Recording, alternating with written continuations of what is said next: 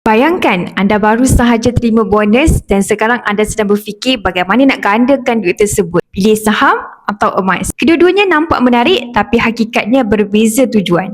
Jika matlamat anda adalah untuk jana keuntungan jangka pendek, saham lebih sesuai. Ketika ekonomi berkembang, syarikat mencatatkan keuntungan, harga saham meningkat dan pelabur memperoleh dividen.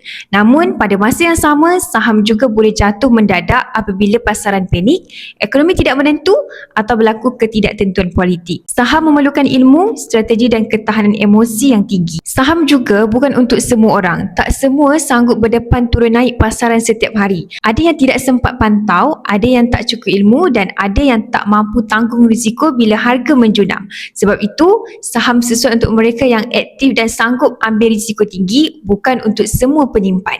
Emas pula lebih universal. Ia tidak perlukan kemahiran teknikal, tak perlu pantau pasaran setiap hari dan diterima nilainya di seluruh dunia. Ia bukan alat untuk cipta kekayaan dengan cepat, tetapi untuk kekalkan nilai kekayaan. Ketika saham jatuh, nilai emas biasanya meningkat kerana pelabur mencari aset yang lebih selamat. Dalam sejarah ekonomi, emas sentiasa menjadi penyelamat ketika krisis kewangan dan inflasi. Purata kenaikan harga emas pula dalam tempoh 20 tahun adalah sekitar 10% setahun.